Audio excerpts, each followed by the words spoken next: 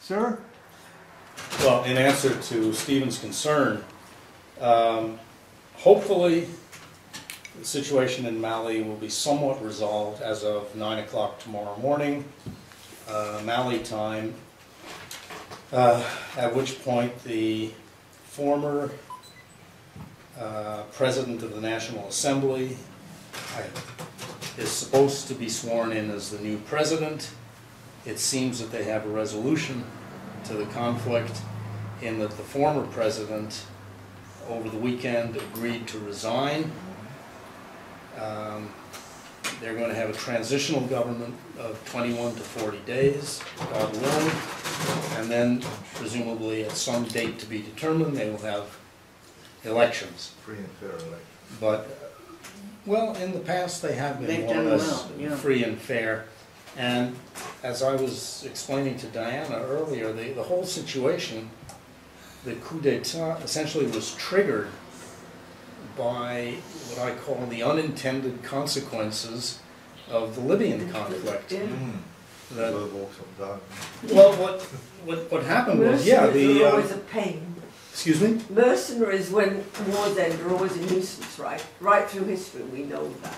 Well, yes, and that's basically what happened. Is Gaddafi was hiring mercenaries from all over, but especially Tuareg people who live in the desert, and frankly, as far as they're concerned, Libya, Algeria, Mali, Niger, it's all the same to them.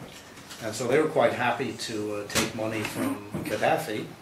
And when the conflict was over, they weren't that dumb. They saw the end coming, and they just took their guns and their grenade launchers and all the rest of their heavy equipment and went back to their brothers in northern Mali and signed up to help them with the rebellion, which has been going on in the last iteration since the 1960s, because the Tuareg have never recognized, or at least some of the Tuareg have never recognized the legitimacy of the Malian government.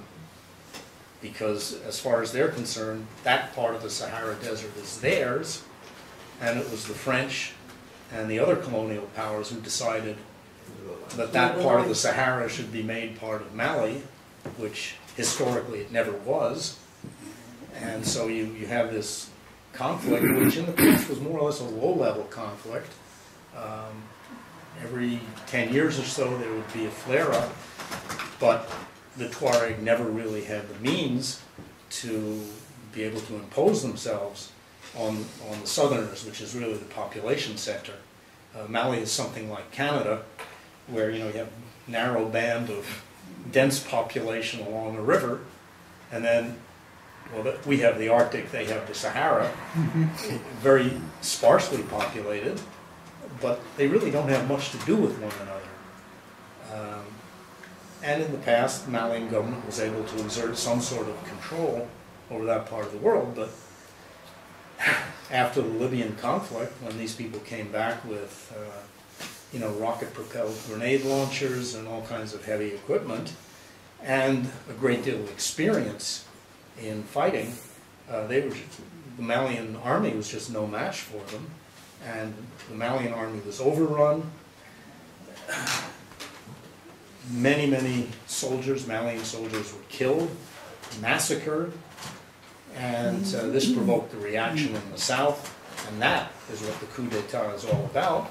It's not because the Malian government was repressive or dictatorial. On the contrary, they were actually perceived as being too soft on the rebels. And so these people in the army, who were very unhappy with the support they were getting from the government, said, well, government's ineffective, a bunch of wusses, and we'll take over and show how things are going to be done. Of course, it's totally counterproductive, because as soon as that happened, the rebels in the north said, well, you have confusion in the south, we might as well do blitzkrieg, and we'll take over the three main cities of the north, and that's where the situation is now. And unless there's going to be some intervention of outside forces, I think it's going to be very, very difficult to dislodge the rebels from Timbuktu and Gao and Kidal. Sam, Yeah. please stand for questions because there's a lot of passion out here. Yeah.